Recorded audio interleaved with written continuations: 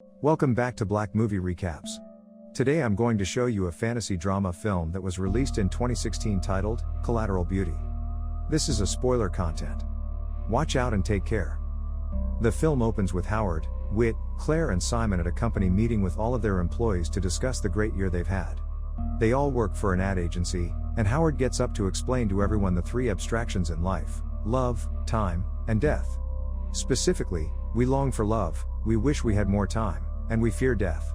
He correlates this with how people spend their money throughout their life, citing them as motivators for their ad campaigns. The movie then cuts to 3 years later. Howard starts the chain of dominoes, and then leaves the office for the day. It's clear that something is different. As he leaves, Whit, Claire, and Simon are talking about the status of the company. They note that Howard has become increasingly distant, causing them to lose many of their large accounts. Whit mentions that they have one last shot to get another corporation to buy their stock at $17 per share. The only problem is that Howard owns 60% of the shares and refuses to sell. Whit and Claire take a walk through the city and discuss the company's situation, as well as Howard's. It is then revealed that it's been 2 years since Howard lost his young daughter, and he's never been the same since she passed. It's also revealed that, although Howard and Whit are equal partners, Howard bought some shares from Whit, so that Whit could use the money for his divorce expenses. Through the conversation, Claire also mentions that she's been looking around for sperm donors in order to have a child. Whit tells them of his idea, to have Howard secretly followed by a private investigator, to see if they can prove that Howard isn't in the proper mental state to run his share of the company. Howard doesn't get much of sleep, dreaming about his memories with her daughter. He has been writing letters to someone. He doesn't own a car, so he rides his bike as transportation. Periodically, he'll ride in the middle of the street against traffic at night, hoping someone will hit him. Whit, Claire, and Simon all meet with the private investigator to discuss her findings on Howard. She says he sticks to a strict routine. Once he leaves work, he goes to a dog park where he sits for hours, then he returns to his apartment and doesn't leave. However, there has been one deviation in his routine. He's been writing letters, but not to people. Howard has been writing letters to love, time, and death. Howard doesn't own a phone, a home computer, or any other modern form of communication. Claire comes to bring him some food, but he won't answer the door. The landlord says that not only does Howard never eat the food she brings, but he's also late on his rent again. Claire offers to pay his rent for the month. Whit leaves to go pick up his daughter so that they can spend Christmas together, but when he meets with her, she says that she hates him for breaking her mother's heart, and refuses to spend Christmas with him, or ever see him again.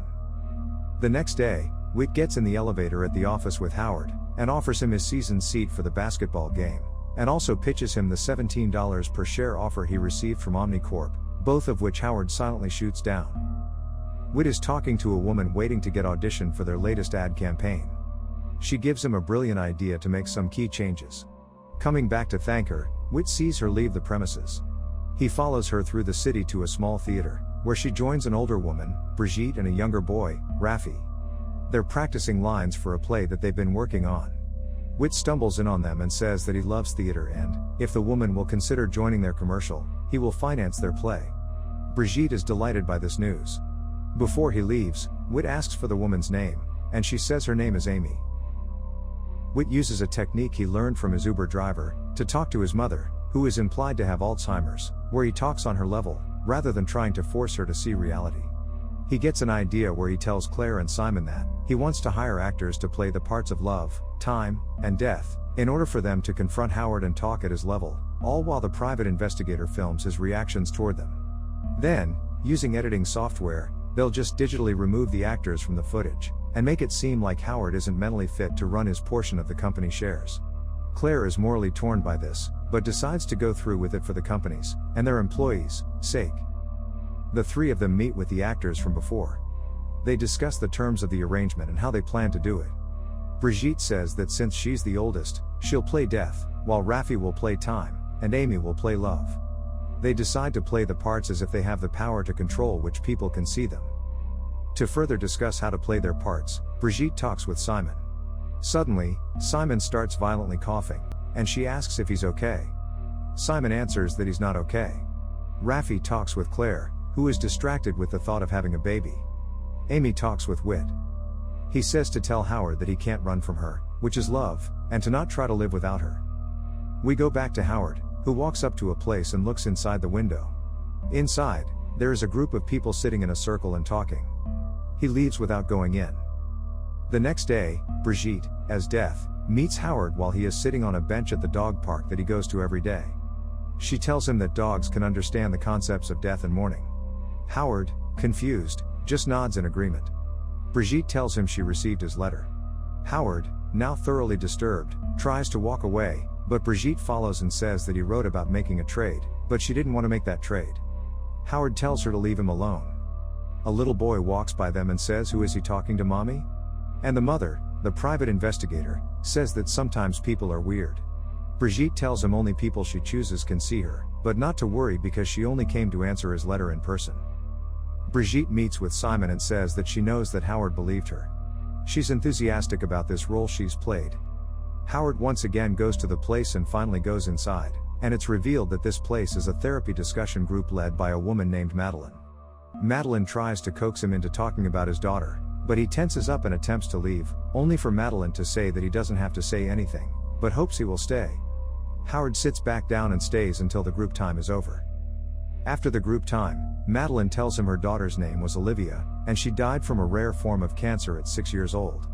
She once again asks Howard about her daughter, but again doesn't say anything. Howard tells her he's trying to fix his mind, and Madeline tells him she hopes he comes again. The scene cuts to Brigitte talking again with Simon. She's still enjoying the thought of Howard believing her to be Death, but Simon is not in the mood to be around her. She then asks why he said that he wasn't okay before.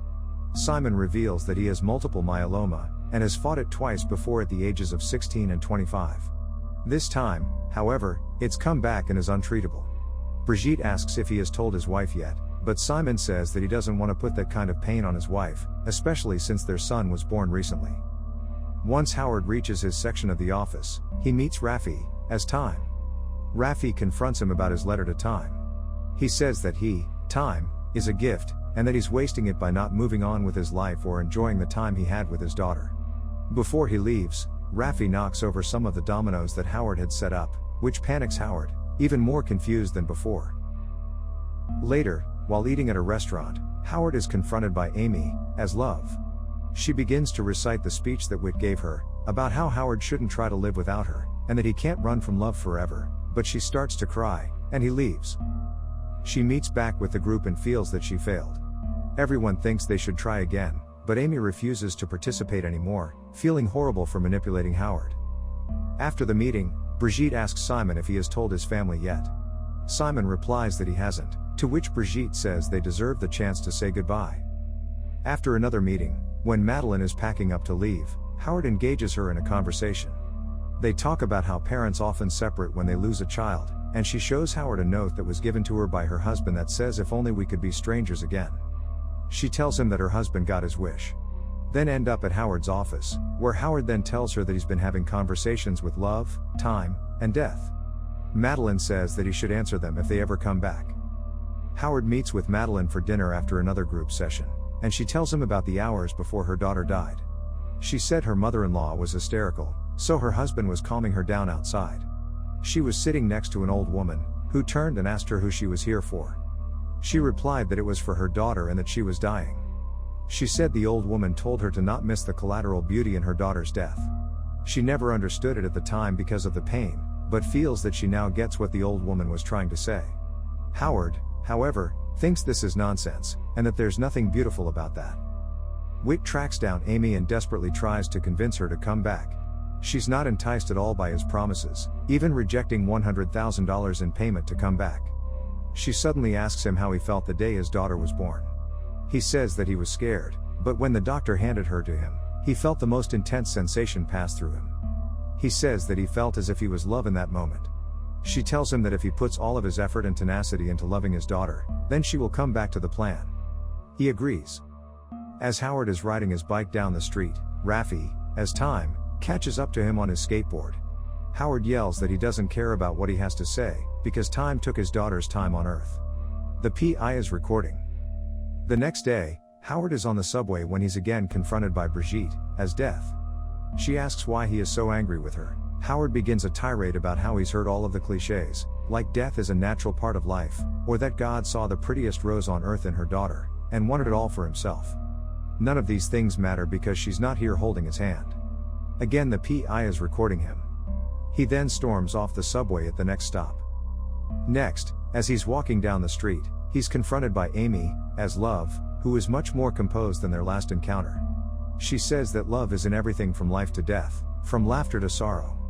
He patronizes her and says love betrayed him and broke his heart. She says that he's been running from love, and can't see that he would have never had his daughter without her. He leaves, pained by this thought. Howard is shown the video in a board meeting, to discuss the state of the company, and their plan to undermine his mental status due to his grief, and seize his portion of the shares.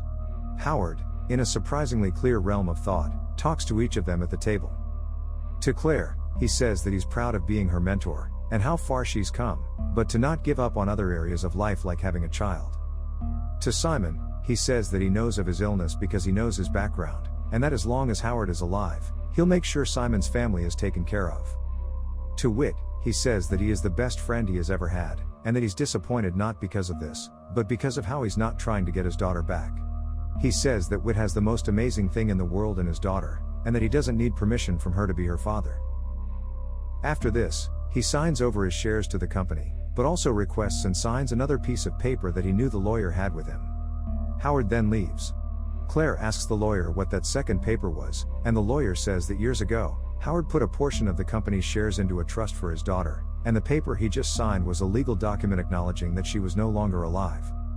The scene switches to Simon, who is throwing up in the bathroom. He finally tells his wife and they embrace each other. Next, Claire is seen scrolling through a site for choosing sperm donors, but she gives up and closes the computer. Claire meets with Raffi to give him his portion of the payment, and he tells her that she's going to be a good mother someday. Raffi tells her that being a parent doesn't necessarily mean that someone has to have a biological child, and that he grew up not knowing his biological parents, but those who were close to him acted as parental figures to guide him. He tells her that it's never too late and that she has plenty of time, subtly revealing himself to be the entity of time. Lastly, we see Whit outside of his daughter's private school. She comes up to him despite her saying again that she doesn't want to talk to him. He says that he loves her, and that he's going to come to her school every single day until she talks to him. She walks away, then she turns, and says that tomorrow is a half day for her school so he should come early. Whit says he'll be there, as she tries to hide her smile. Later, Simon meets with Brigitte to give her the payment for her acting services. He tells her that he finally told his wife, and that she already knew he was sick. Brigitte tells him to not fear death, his own or anyone else's, and walks away. The scene cuts to Howard knocking on the door of Madeline's house. She invites him in, and he looks around at the pictures hung on the walls that were drawn by her daughter. She says that she was just watching an old video of her daughter playing with her husband, and asks if Howard would like to see it.